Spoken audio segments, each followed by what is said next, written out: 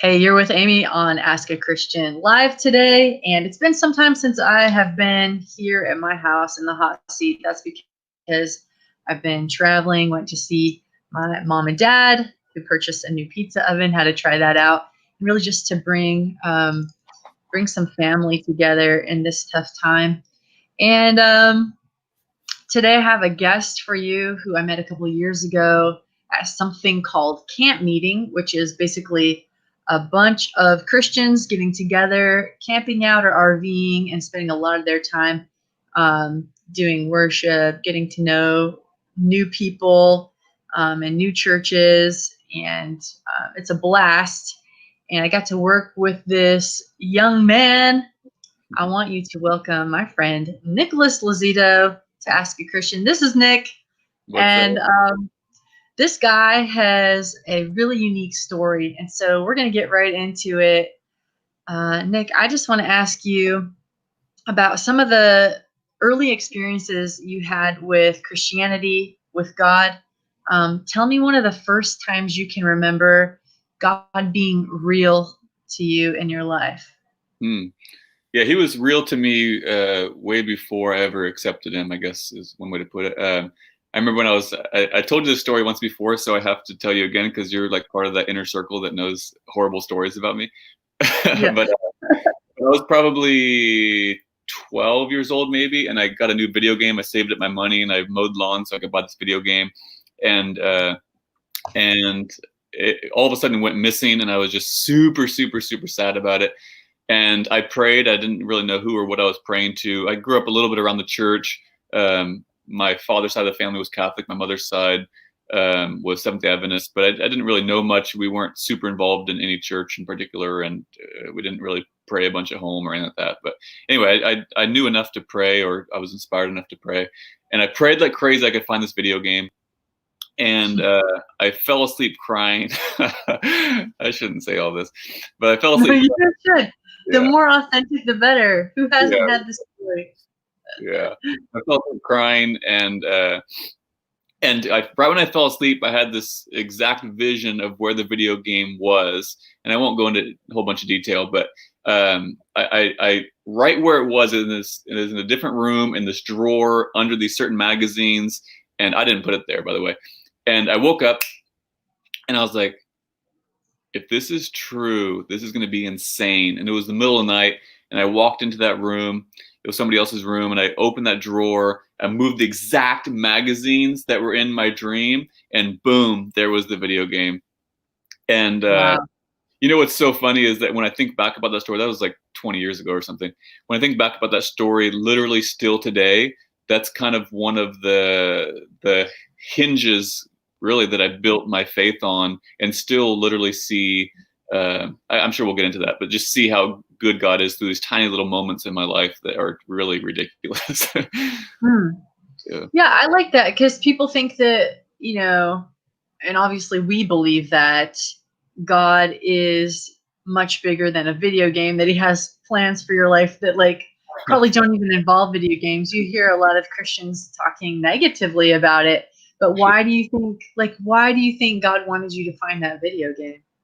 I was talking to somebody recently, and I asked them how they came to Jesus, and they were working on their motorcycle.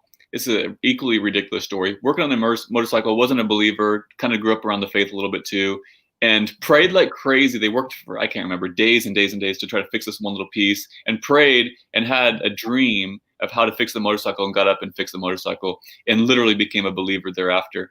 I think that God will give us these tiny little things that are seemingly insignificant, and we see God's goodness through these tiny little things. And those little like pins kind of end up connecting like this giant mosaic of our faith. And it's some people have a huge coming to Jesus story, and some people just have like a eventual gradual process, which might have been mine more. Yeah. So that was an early story. Take me kind of through your spiritual journey as a young adult, through your college years. What did God look like to you? What hangups did you have? And then, we'll get to the next part, but yeah, Cool. Take me through that. Yeah, so I grew up. I have an awesome mom who put really good things in my ears when I was a kid. I grew up listening to Zig Ziglar and Tony Robbins and a whole bunch of guys like that, and I mean constantly. And so when I was 18, I was inspired enough and somewhat capable enough to start working and making decent money. And I moved. I left the West Coast and moved East Coast, and I ended up kind of living all over, just being the best me I could be, making as much money as I could, dating the prettiest girls, and just doing everything for me and trying to be the coolest guy I could be. And basically where spirituality came into that, it didn't until I ended up in Thailand. I think I was 20 years old, just ridiculous. Someone got a haircut one time in Boston, and this guy said Thailand's cool, and so I bought a ticket and I left. And and I had, there was no iPhones, I had no idea. I landed at 1 o'clock in the morning, just had no idea what I was doing. Tried to find a hotel, and ended up just in a country like Thailand, especially. You are completely absorbed in their spiritual practice, which is Buddhism, and it's America is a pretty Christian country, and you can escape Christianity pretty easily here. In Thailand, you cannot escape it. You hear the chanting, you hear the bells, you see the temple, you see everything everywhere you are. And so after living there a short amount of time, I ended up living in a temple for a while. I studied Buddhism.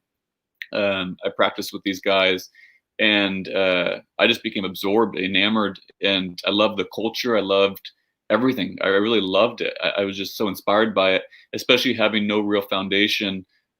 This kind of became my foundation, and probably a part of my seeking myself and seeking purpose, direction, stuff like that. I just fell in love with it.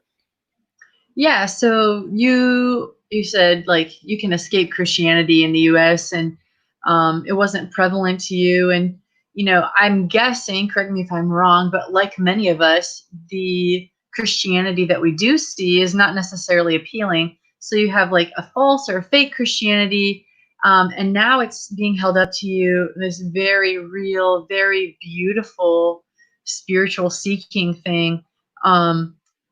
What about Buddhism made you think, yeah, this is something that I want to pursue? This is real to me now? Because that has a way of, like, even though you're living your best self, Buddhism is not always. I mean, I know there's some parts of Buddhism that are like, yeah, fine, seek all the money you want.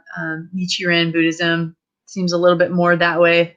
But what was it about that message that grabbed your heart? Yeah, good question. My life was pretty complicated prior to this. I was working constantly 78 hours a week, and just so crazy about doing as much as I could and flying all over the world and just being crazy and ridiculous and young. And not that that's a good excuse for doing anything crazy. But when I saw these dudes who were literally my age, with just one piece of clothing on, just one robe, shaved head, and just sitting there, and they were content, I was like, whoa, I got it wrong. All right.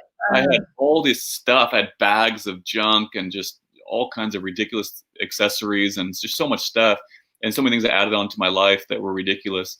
And I saw these guys doing absolutely nothing and content and really wise, talking to them. And I was just so inspired.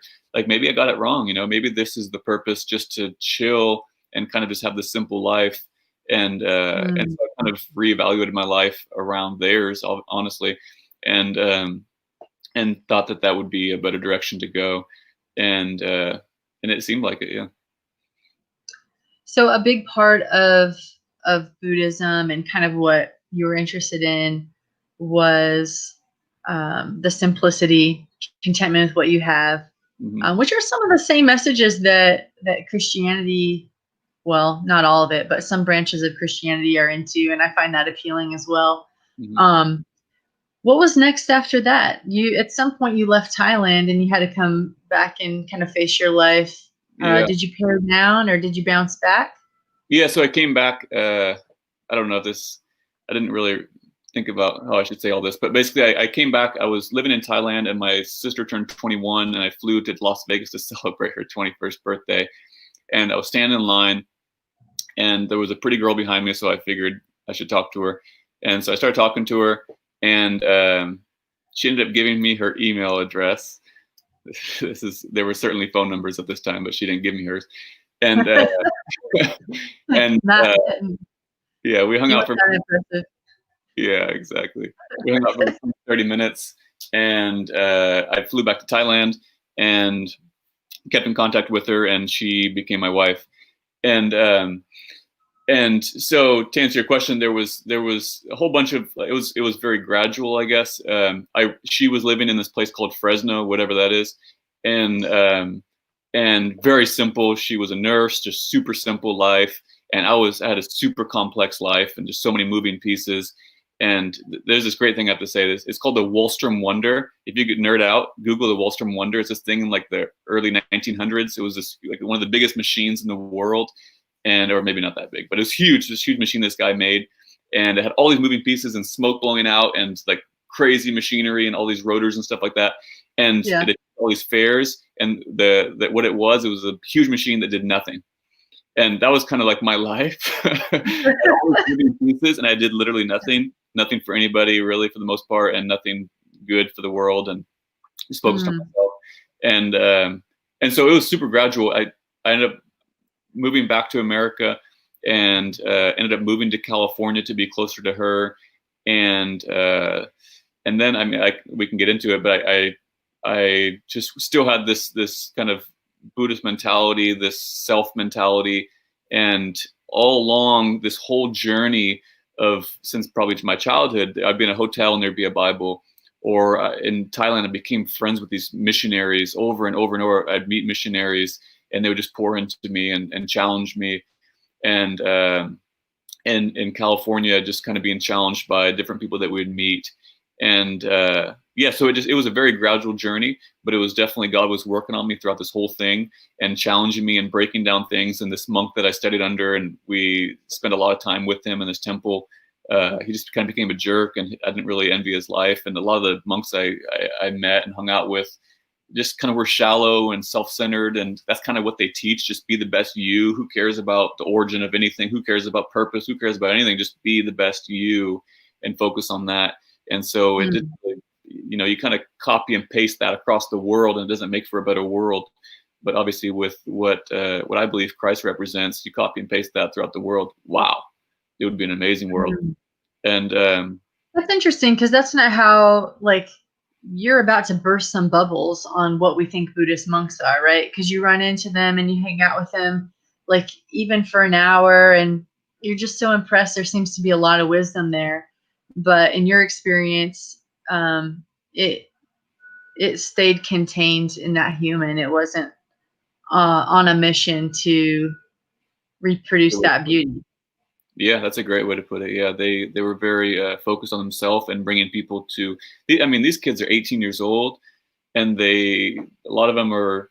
I'm not bashing them at all, but just a lot of them happen to be orphans or abandoned, and they join a monastery, and so these kids are 18 years old. They shave their head the first day, they put on a robe, and they sit down, and somebody comes and bows with them, a half hour later. And so they're just people, and they're just trying to figure it out. And they do just like anybody. They like the Stanford prison experiment or something like that. You give somebody some power, and they're going to twist it, and they're going to use it for their glory most often. And so that's the big difference with Christianity, is that we're kind of, as Christians, we're not a big arrow to ourselves. We're like this huge arrow up to Jesus, and try to just point everything that we do up to him, as opposed to just back to ourselves, hopefully. Yeah. And I'm sure, like I want everybody listening to this to know, when we talk about this, we don't mean that every Christian is actually doing that. And we don't mean that every Buddhist monk is actually pointing to themselves, because I know Nick and I both agree that, like, there are people who are living as close to perfect other-centered lives as possible in any belief system. What Nick is saying is that this is what we are supposed to be doing. We're supposed to be pointing to the kingdom, and we'll find brothers and sisters, any religion, any denomination, etc. But thank you for that. Yeah, that's kind of mind-blowing from an outside perspective. I want to put your story on hold just for a minute, because I've had some questions recently about meditation and Christianity, and can they coexist? And so I thought you were kind of the perfect person to address this.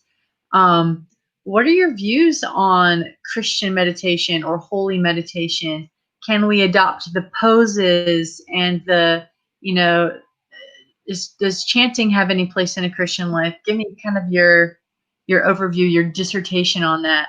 Yeah, the kind of Buddhism that I studied, or meditation that I studied particularly, was trying to clear your mind, trying to focus on only one thing, and basically the brain can only focus on one thing. And so usually it's your breath. Sometimes it's a chant, sometimes it's a word, sometimes it's whatever. And so, through most of Buddhism, you're trying to reach enlightenment or a higher state of being or a connection with nature. And none of those things would apply to Christian meditation if there was one. And so when we're meditating as Christians, we're not trying to connect to nature, and nor are we trying to connect to a higher state of being or enlightenment or anything like that. I kind of meditation is almost a simile for prayer, or synonym for prayer. It's very, very close, and at least in my mind now, through what I learned in meditation. I mean, to give you an example, we'd go out to the jungle in these different camps, go out to the jungle of Thailand, sit there for 13 days for about 15 hours a day, literally. No sound, no electronics, no talking to one another. They would completely separate us. You'd be sitting there completely still for hours and hours a day. You'd have geckos and mosquitoes landing on you. They're there, you don't touch it, right? It's just, you're completely still, just breathing. And so through that, I learned tremendous focus. And now being able to bring that focus into my prayer life has been a huge blessing. I think I could have gained it without, by the grace of God, but it was just a nice little hack that I guess God gave me early on. But yeah, I don't think sometimes we think by meditation we can kind of manipulate God, and even by prayer we think we can manipulate God into doing stuff for us or helping us find another video game or something, right? But that's not what it's about. I think it's just about glorifying God. Just so that maybe you sit there in meditation or prayer and just focus on scripture. Maybe it's one scripture you're trying to memorize, or maybe it's a prayer for your mother or a prayer for somebody, and you're kind of just focusing on that, thinking about that, just focusing on the goodness of God and just praising God through this kind of meditation. And there is huge benefits in some of the things that, who says all truth is God's truth. So whether that truth is found in this religion or that religion, it's God's truth. So I think some of the things that they practice in the Eastern meditation, sitting there completely focused and not moving no matter what, that's huge for prayer. That's so powerful for prayer. You have somebody's ringing the bell here, and I'm not going to get up and go. I'll get distracted. Or if I have an itch while I'm praying, that all of a sudden I itch, and I'm like, maybe I shouldn't change the shirt, or maybe I should wear something different, and I'm a little bit thirsty. And so just staying focused on prayer and just begging of God or talking to God and praising God through that time without getting all these distractions is so powerful, and really helps enhance our prayer life. Yeah, and the breathing you're mentioning too, like, we know through medical science that deep breaths held in, like, there's so many good things that come along with that, from lowering your blood pressure to just, having a peaceful outset. I think, like, I'm totally with you. All truth is God's truth. And to think that, that my denomination and my religion knows everything is pretty not right. And so, like, I love that. Let's measure the things that are good and toss out what is even possibly not good. Yeah, but let's hold on to what's good, right? Right. So let's pop back out of meditation. And by the way, anybody watching now or later has questions, I think, like, this is why Ask a Christian is doing this. I wanted to ask a Christian who had experience with meditation, who actually lived in that world, because there are a lot of people saying, like, there's just no place for holding this certain pose in Christianity. And I'm like, if God made your body to move that way, and it's good and it's stretching, then, like, why not? So anyway, if anyone has other questions for Nick later, you can go through me. I'll pass them on and I'll connect you guys. But thank you for living that. But let's pop back out now. I want to know how God is putting these pieces together in you, and how you went from that to Christianity, like being full on. And then also, you're bringing another person along for that ride now. And how did that affect your relationship? Yeah. So we moved to California, and like I said, God was kind of working on our heart this whole time, and my wife as well. She grew up actually randomly in Asia, or she spent a couple years there and then came here as a child. And she was sponsored by the Mormon Church. Wonderful people that took care of her and just loved on her. And so we kind of grew up with completely different faiths and backgrounds and ideas and whatnot. And we were in California in this super crazy place called Chowchilla. You don't have to look it up. Just believe me, it's a real place. And for some crazy reason, my mother was her side of the family was Seventh-day Adventist. And for some crazy reason, it was Saturday morning one day. And I had not been to church 15 years, maybe 10 years. I don't know. And I got my clothes on. I went and I Googled this church and I went there and I was like, I don't even know if this place is open. And I just rolled up and I sat in the church. It was probably like 10 o'clock in the morning. And I sat next to this dude who was super bright and wise and answering all the questions really well during a portion of the church where they were learning the Bible before doing the sermon. And I was like, man, this guy should be a pastor or something. This guy's crazy. And sure enough, he was the pastor. And oh man, what I really wish is that he was not. Is that I know, right? just random dude. That's how we bred Christians. Like, straight up, man, that'd be cool. Or maybe he was a pastor because he was so wise, like during that couple minutes or whatever. But yeah, he got up and ended up being about my age, and his wife was cool, and my wife, and anyway, I sat there and I talked to him afterward just for a couple of minutes. I'm sure he was like, what is this dude doing out in this random town, sitting in a church? I was wearing boots and just there. I was like, who is this guy, right? And we became friends, and really long story short, he baptized us a couple years later, and we're very, very, very close. But it was just like that tiny, tiny little thing that brought me in, and deeper than that was, he said, just give it a little shot, right? Just give it a tiny little shot and see how it goes. And I think my wife gave me her email. I ended up getting to marry her, right? And God says, just give me a tiny, tiny bit and just watch what I do with that. And so I gave God a tiny bit. It was just a little like Saturday morning or Sunday morning. I gave him a tiny bit, and I'll read a little bit more Bible. I'll do a little bit of something. And then God just like poured into that and multiplied it and made it incredible. So I was like, I want more of whatever this thing is that you have, God. And so it was, you know, there's a beautiful thing in the Bible that says, it's this guy named Paul who used to be just a reckless, crazy guy. And he ended up turning into a believer in Christ. And he basically says like, hey, you came to Christ, you came to believe, but you can't boast about that. You can't brag about that. It's not something you did that's so amazing. Or like, oh, look at me. Let's interview all the people that came to Christ or something like that, because they're amazing, right? The whole point is that he says like, no, God is amazing. And so through that whole journey that God brought me on, it only shows the goodness of God and just the craziness of me. And like before I turned to God, I was just a mess, right? And then God kind of brought us out of that and turned our lives around by his grace. So it was still a long process after that. But yeah, maybe you have another question about it.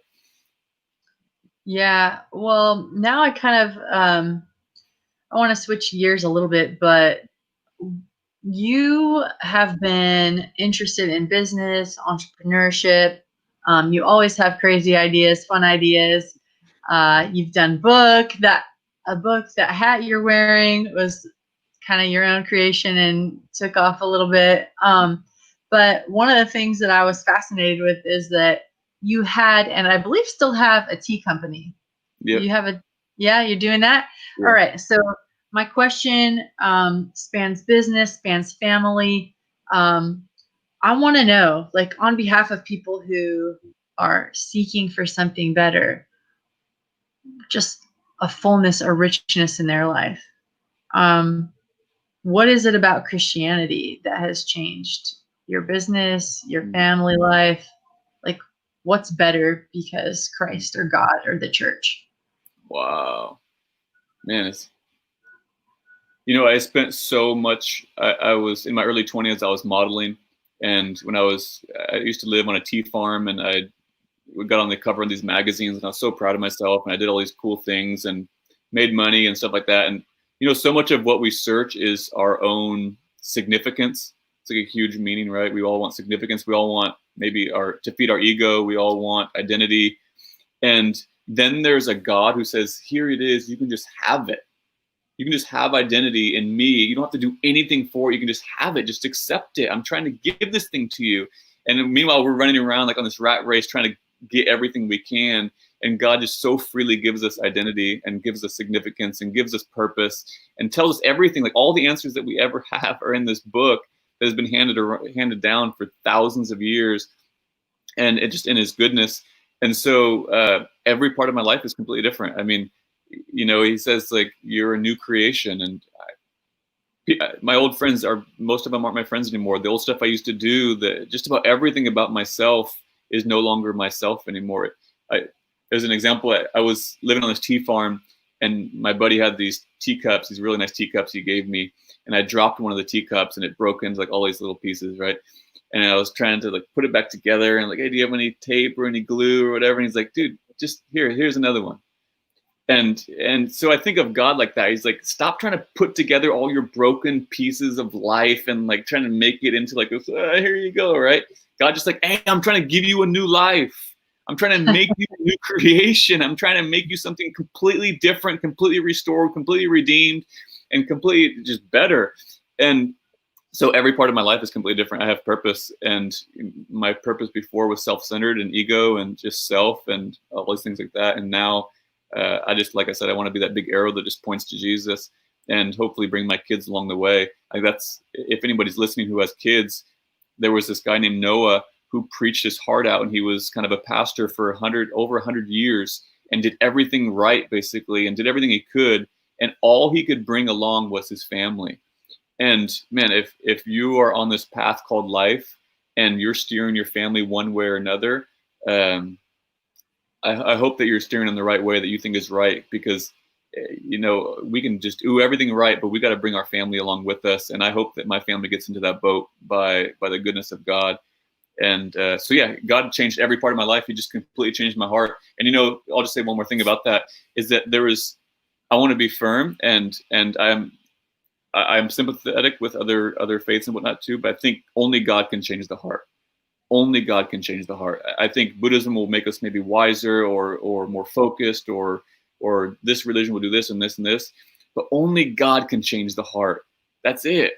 And he's just so compassionate. You know, there's this thing in the book of Romans in the New Testament where he says the whole purpose of everything I'm doing is just to make you like Jesus. I'm just trying to make all of you guys like Jesus, just kind of like form you and shape you. And some of us are like this clay that became super hard and you can't shape anymore, and we're stubborn. Mm-hmm. But some of us can continue to be shaped into the image of God. And if you read about Jesus, there's not that many things you can bring against Jesus and say like, well, what about this, right? Jesus is just so good. And so if we're going to be shaped into the image of Jesus, wow, that's pretty cool. Yeah, I'm still trying to figure out how that actually happens, right? It's not just knowledge. There's something about a relationship. And when I think about myself personally, the only thing that I can figure out is that I do become like the people I hang out with. For some reason, I adopt their behaviors. I start laughing like they do, or, you know, you pick up different patterns of speech or words. If you ever hung around with somebody that like uses a word a lot, you start thinking it. And that's the only thing that I can figure out is like why Jesus changes us is because he promises to send his spirit to hang out with us. Mm-hmm. But other than that, I don't know how this mystery works. And when people ask me, I really don't know. Yeah, well, do you have any role model, right? We have a new role model and a new thing that we're seeking after, and a new standard by which to live by. Before, our standard, it changes every couple of years, and it's a different favorite person, it's a different favorite person to watch, a different favorite song, different favorite friend. And then, but if we set that person up so high that it's God, like that's something that we're constantly seeking that. We're constantly trying to be like him, and we can never reach it. But just by the goodness of God, we keep on getting conformed on the way there.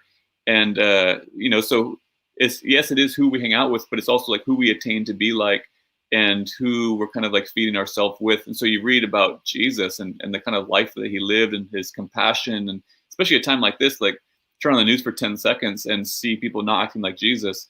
And if people were acting like Jesus, man, it'd be so awesome. There would still maybe be some protest, or there'd still be some kind of some whatever. But I think just there'd be so much goodness and so much love because God is love, right? Yeah.